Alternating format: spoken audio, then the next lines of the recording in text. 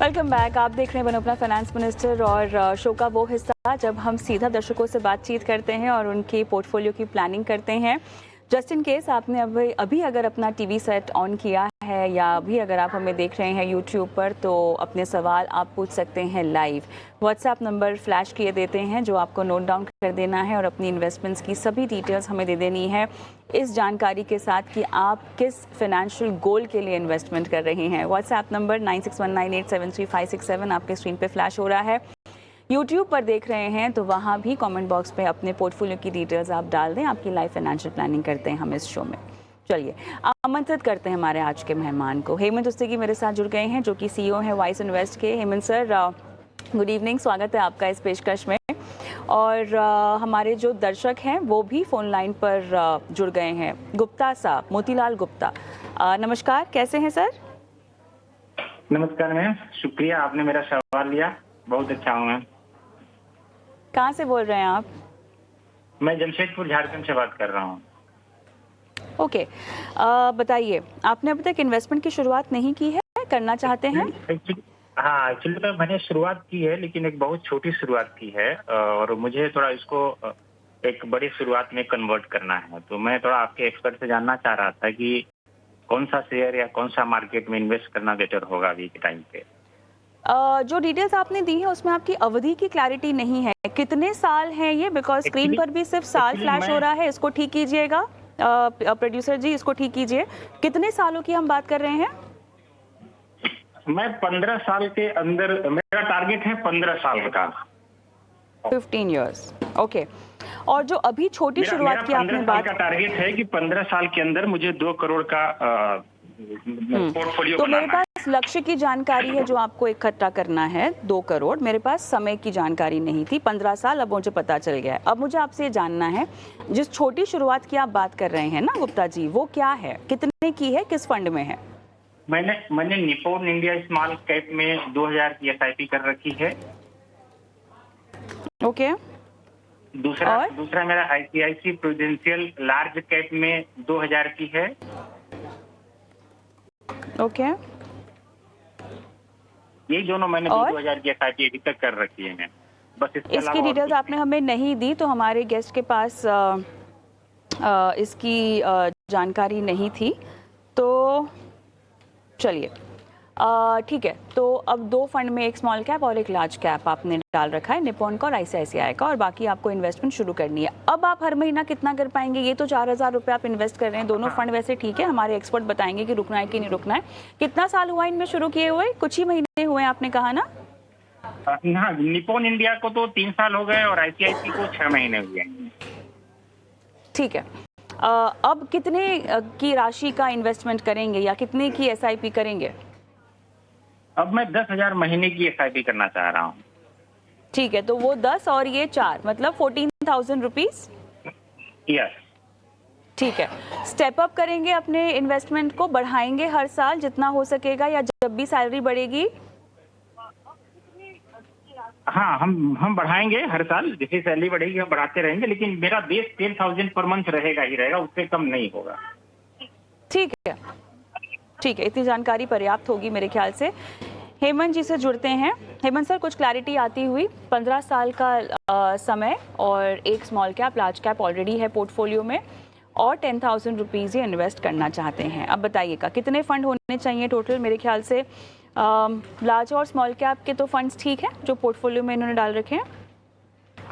ठीक है, I think जो 2 फंड इन्होंने शुरुआत की, एक स्मॉल कैप फंड और एक लार्ज कैप फंड, बिल्कुल सही है, वो पोर्टफोलियो में बना रह सकता है। बट आई थिंक उससे पहले इंपॉर्टेंट ये है, जैसा उन्होंने कहा कि इनका जो टारगेट है वो 2 करोड़ का है, 15 साल का इनके पास समय है। तो अगर हम 12% का रिटर्न मान के चलते हैं तो कुल मिला के इनकी जो एसआईपी है वो 40,000 की होनी चाहिए। अब इन्होंने कहा कि हम वो 4,000 रुपये इन्वेस्ट कर रहे हैं, 10,000 और कर सकते हैं। तो जाहिर सी बात है कि जितना उनको इन्वेस्ट करने की जरूरत है, उनका टाइम होराइजन और टारगेट देखते हुए और जितना वो कर पा रहे हैं इस समय पे, उसमें काफी बड़ा गैप है। तो 2 चीजें हो सकती हैं, जैसा आपने बिल्कुल सही सुझाया इनको कि अगर वो चाहें तो इनके पास एक ऑप्शन ये है कि एक साथ ही अपनी एसआईपी अमाउंट बढ़ाए।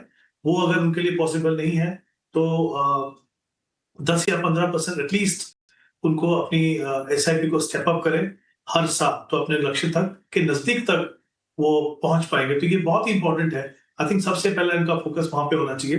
दूसरा, क्योंकि 15 साल का समय है, इन्होंने शुरुआत ऑलरेडी इक्विटी फंड से कर रखी है, तो मुझे लगता है as an asset class equity बिल्कुल सही है उनके लिए, क्योंकि 15 साल में आपको इन्फ्लेशन को बीट करना, वो इक्विटी ही कर सकती है। तो जैसा इन्होंने कहा कि हम 10,000 और ऐड कर सकते हैं, तो कुल मिला के 14,000 की इन्वेस्टमेंट होगी। जो एग्जिस्टिंग फंड्स हैं उनके, वो तो बिल्कुल जैसा मैंने कहा कि वो अच्छे फंड्स हैं, वो उनमें आप बने रह सकते हैं। और क्योंकि आप अमाउंट बढ़ा रहे हैं इस समय पे, तो आप चाहें तो उनमें थोड़ा थोड़ा अमाउंट आप और बढ़ा सकते हैं। तो दोनों में अगर आप 4-4 हजार रुपए इन्वेस्ट करेंगे, तो 8,000 की टोटल इन्वेस्टमेंट हो जाएगी। इसके सामने एक दो फंड आप और ले लीजिए। एक मल्टी कैप ले लीजिए आप, चाहें तो, जो may be Kotak multi cap हो सकता है, और उसमें आप 4,000 रुपए इन्वेस्ट कर दीजिए। और एक मिड कैप फंड ले लीजिए, निप्पॉन इंडिया ग्रोथ फंड। ये मैं 14,000 की बात कर रहा हूँ अभी। पर अगर आपके पास क्षमता है पूरी 40,000 की, तो फिर मैं चाहूंगा कि आप कुल मिला के 4 फंड लीजिए मेरे हिसाब से। एक कोटक मल्टी कैप, जैसा मैंने कहा, 2 लार्ज एंड मिड कैप के फंड, जो इन्वेस्को का लार्ज एंड मिड और बंधन का लार्ज एंड मिड, और निप्पॉन का ग्रोथ फंड। चारों में आप 10,000 पे इन्वेस्ट कीजिए। बट अगर ये पॉसिबल नहीं है, तो फिर आप जो मैंने पहले 4 बताया, 2 आपके एग्जिस्टिंग फंड और 2 फंड और आप ऐड कीजिए, और कोशिश कीजिए कि उन्हीं फंड में अपनी इन्वेस्टमेंट को बढ़ाते रहें। गुप्ता जी, आप ऑनलाइन पर हैं मेरे साथ, कुछ और पूछना है आपको हेमंत सर से? जी जी, नहीं मैम, क्लियर हो गया है। एक्चुअली 15 साल के हिसाब से सर ने सजेस्ट किया कि अमाउंट थोड़ा बढ़ाना पड़ेगा। जैसे मेरा टारगेट 10,000 पर मंथ का था, तो उसको बढ़ाना होगा। वही आपको मैं पूछ रही थी कि कितना स्टेप अप आप कर पाएंगे। जितना मुमकिन हो सका, जब कर सकें कीजिएगा। मेरा एक छोटा सा सवाल ये था मैम कि अगर मैं इस 10 को अगर 20 कर दूं, तो मतलब 10,000 को 20,000 कर देता हूं, तो सेम रेशियो में हमारा टाइम उधर से कम हो जाएगा, तब हमारा पोर्टफोलियो अच्छा बन पाएगा। आप बिल्कुल वो कर सकते हैं। और मैं तो ये कहूँगी कि आप टाइम फ्रेम उतना ही रखिए, निवेश बढ़ाइए।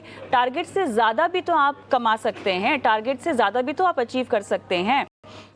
अगर आपका टारगेट जल्दी पूरा हो जाता है और अच्छी बात है, लेकिन निवेश की जो प्रक्रिया है उसमें जितना ज़्यादा आप अपनी राशि बढ़ाना चाहें, उतना आपके लिए बेहतर होगा।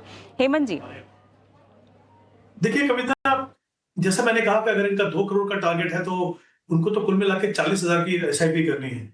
और जैसा इन्होंने कहा कि अगर वो 10 से 20 भी कर सकते हैं, तो भी वहां पे गैप है।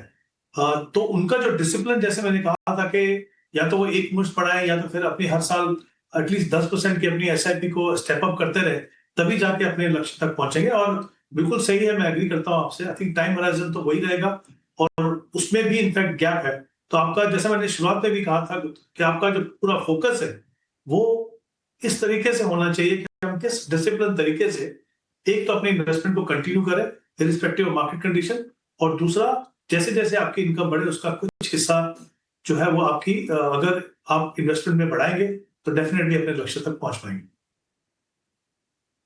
गुप्ता जी, आगे बढ़ते हैं। और प्रबीर मंडल मेरे साथ फोन लाइन पर लाइव जुड़ गए हैं। प्रबीर, नमस्कार। हाय, कहाँ से बोल रहे हो आप? हम वेस्ट बंगाल से बोल रहे हैं मैम। वेस्ट बंगाल से, बताइए सर। 30,000 की SIP कर रहे हैं आप? 30,000 की SIP कर रहे हैं, और भी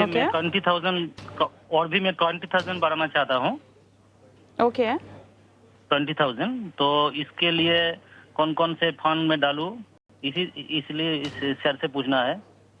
ठीक है, टोटल 50,000 की SIP आप करना चाहते हैं? आप करना चाहता हूँ, अभी 30,000 चल रहा है मेरा। ठीक है, फंड्स के नाम सेम है जो आपने हमें दिए हैं, कुछ चेंजेस तो नहीं है? नहीं, 8 फंड्स है ना ये? है 8 फंड। ठीक है। बहुत रेपिटेशन है आपकी कैटेगरी में। आपने एक एक्टिव ले रखा है स्मॉल कैप का, एक पैसिव भी ले रखा है, क्यों ऐसे?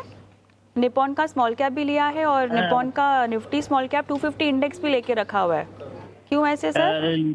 लिया था कि जो स्मॉल कैप तो ज्यादा रिस्क होता है ना, इसीलिए जो इंडेक्स ही लिया था। तो इसलिए, और जो SBI वो मेरा पुराना है। निप्पॉन इंडिया और निप्पॉन जो इंडेक्स है वो नया लिया, 2 साल हुआ। और SBI कॉन्ट्रा भी है, HDFC का एक है, मोतीलाल मिड कैप है, परागपुर एक फ्लेक्सी कैप है। हाँ, और जो 20,000 तो में मुझे ये डालना चाहता सवाल, हूँ, ठीक है, अभी पूछ लेते हैं एक्सपर्ट से कि नए फंड्स डालने चाहिए या इन्हीं 8 फंड्स में अपने अमाउंट, इन्वेस्टमेंट अमाउंट को बढ़ा दें। हेमंत सर, फंड्स कैसे हैं? और दूसरा 20,000 क्योंकि बढ़ाना है, फंड्स काफ़ी सारे हैं, क्या इसी में ही इन्वेस्टमेंट अमाउंट बढ़ा दें? नया फंड जोड़ने का तो कोई तुक है नहीं, बिकॉज अभी ही काफ़ी डाइवर्सिफाइड है, इनफैक्ट ओवर डाइवर्सिफाइड है। स्मॉल कैप जैसी कैटेगरी में अगर हम देखें तो वहाँ से हालांकि हटा जा सकता है, क्या कहेंगे? जी कविता, आई थिंक एग्री करता हूँ, नंबर ऑफ फंड्स काफी हैं और इनफैक्ट मुझे लगता है यहाँ पे थोड़ी कंसोलिडेशन की भी जरूरत है। और जैसा आपने बिल्कुल स्टार्टिंग में कहा कि ओवरलैप भी है वहां पे। उससे पहले फंड्स की बात करूं तो आई थिंक एक इंपॉर्टेंट चीज मैं कहना चाहूंगा, जैसे इनकी जो करंट इन्वेस्टमेंट है वो 30,000 है, 20,000 रुपए और ऐड कर रहे हैं, ये बहुत ही अच्छा है। हम हमेशा कहते हैं कि आप जब एक SIP के थ्रू इन्वेस्ट करते हो ओवर ए लॉन्गर पीरियड, तो आपकी कोशिश ये होनी चाहिए कि जब भी पॉसिबल हो आप अपनी इन्वेस्टमेंट की रकम को बढ़ाते रहिए, तो वो बिल्कुल सही है। बट जो मैं देख पा रहा हूँ और जो इन्फॉर्मेशन हमारे पास है, वहां पे कुछ लक्ष्य नहीं है, टाइम होराइजन में क्लैरिटी नहीं है।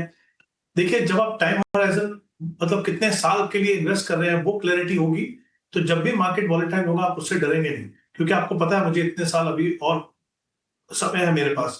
दूसरा जो टारगेट है वो होना बहुत जरूरी है, क्योंकि एक बार अगर हमने टारगेट रखा तो फिर हम एक एज्यूम रेट ऑफ रिटर्न लेके हम डिसाइड कर सकते हैं कि वहां तक पहुंचने के लिए कितना पैसे की हमको इन्वेस्टमेंट करने की जरूरत है। जब हम सिर्फ इन्वेस्टमेंट अमाउंट को देखते हैं, लक्ष्य को नहीं देखते हैं, तो ये हमें पता नहीं होता कि हमारी जरूरत कितनी है, क्या हम वहां तक पहुंचेंगे कि नहीं। तो एक तो मैं चाहूंगा ये डेफिनेटली इसके ऊपर काम करें। अब अगर इनके फंड्स के ऊपर आते हैं, 3 स्मॉल कैप फंड्स हैं इनके पास, कुल मिला के 7,000 की इन्वेस्टमेंट है। मेरे हिसाब से एक स्मॉल कैप फंड रखिए आप, निपॉन इंडिया स्मॉल कैप, जहां पे आप 5,000 इन्वेस्ट कीजिए। करंट इन्वेस्टमेंट की बात कर रहा हूं मैं। और जो 2,000 जो बचेगा वहां से, वो आपका जो मोतीलाल ओसवाल मिड कैप है उसके अंदर आप ऐड कीजिए। तो हम कोशिश कर रहे हैं कि फंड्स को कम करें और आपकी जो एलोकेशन है डिफरेंट मार्केट सेगमेंट और डिफरेंट फंड में, उसको हम थोड़ा सा रीअलाइन करें।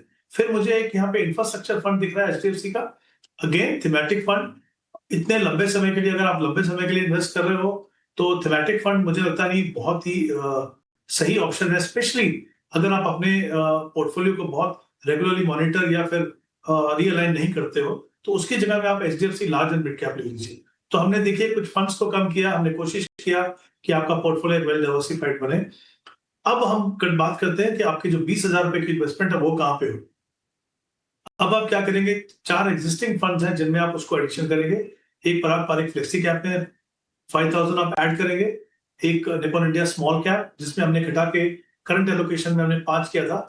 वो अलग अलग मैं इसलिए बता रहा हूँ ताकि आपको समझ में आए कि हम किस तरीके से अपने पोर्टफोलियो को, आपके पोर्टफोलियो को रीअलाइन करने की कोशिश करें। तो additional 5,000 Nippon India small cap में जाएगा, वो कुल मिला के 10,000 हो जाएगा।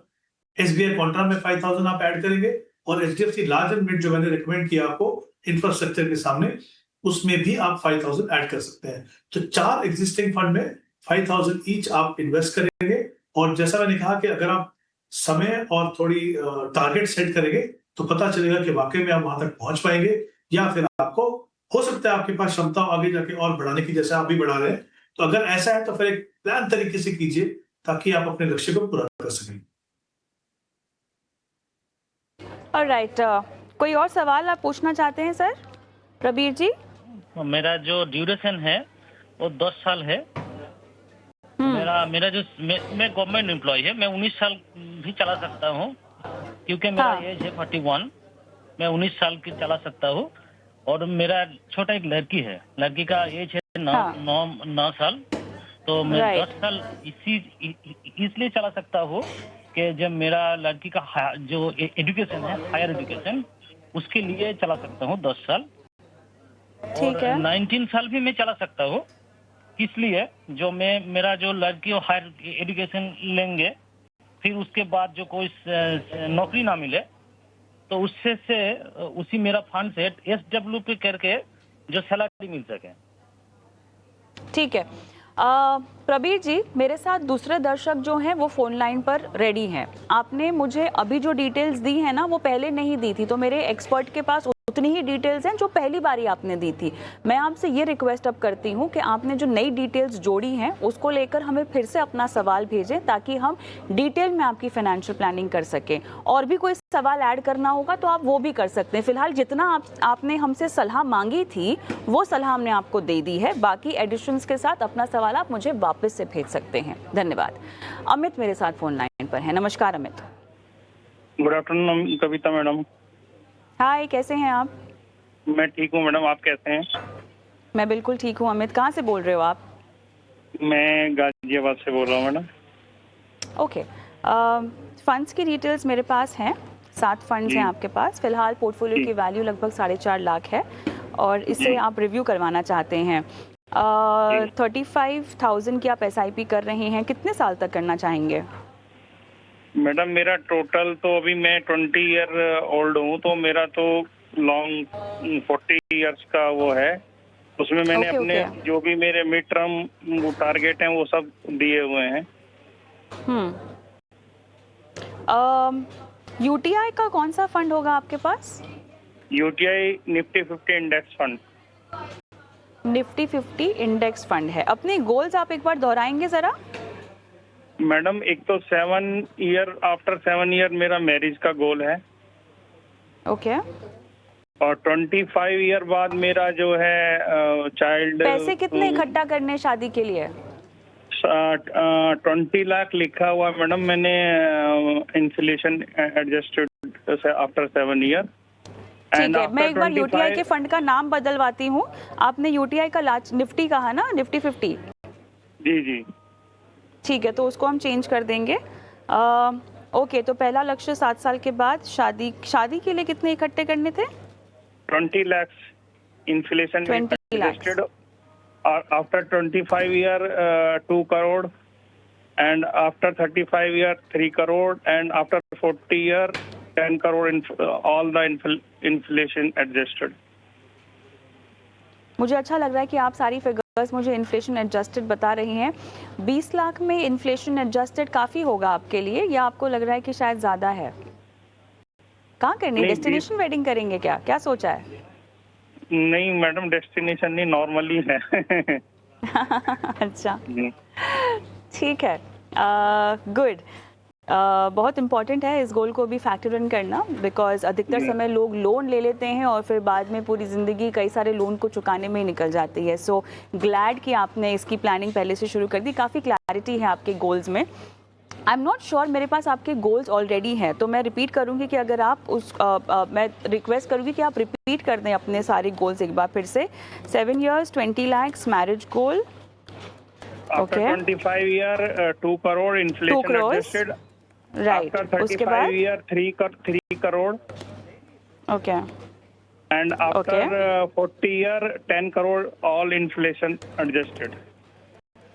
निवेश कितना बढ़ा पाएंगे आप? फिलहाल भी आप 20 साल के हैं, 35,000 से आपने इन्वेस्टमेंट शुरू कर रखी है, सो कांग्रेचुलेशंस। आई एम अज्यूमिंग कि आप केवल म्यूचुअल फंड्स में इन्वेस्ट नहीं करते, आप बाकी भी करते होंगे, स्टॉक्स भी करते होंगे? नहीं, अभी तो मैडम इसी में ही स्टार्ट किया है। अभी तो वेरी गुड, मेरा कैरियर का स्टार्टिंग ही है, तो अभी मेरे को ये जानना चाह रहा था कि इसमें मैंने अपने बाकी गोल भी नहीं लिखे हुए, जैसे मुझे हाउस का या कार का जो था तो वो तो मैं अपने बैंक लोन से आगे उसको अचीव करूंगा, वो टारगेट्स में अपने। तो मैं ये जानना चाह रहा था कि अगर इसमें मुझे इन टारगेट में अगर कुछ शॉर्ट फंड रहता है तो मुझे कितनी SIP बढ़ानी पड़ेगी अपनी? हाँ, गोल वाइज आपको जाना होगा। इनफैक्ट मैं तो चाहती हूँ कि आप अपना घर और गाड़ी का भी गोल इसमें ऐड कर दें। Our expert can help you with that, क्योंकि जैसे आपने शादी के गोल को इम्पोर्टेंस दी है, ये भी एक बहुत इंपॉर्टेंट लाइफ अपग्रेड हो जाता है, गाड़ी खरीदना और खुद का घर खरीदना, और उसके लिए भी आपको फाइनेंशियल प्लानिंग करनी चाहिए सही तरीके से। Hemant ji, over to you. Ji Kavita, I think इनके जो 3-4 गोल है बहुत इंपॉर्टेंट गोल है, लंबे हैं, लंबे समय के लिए हैं।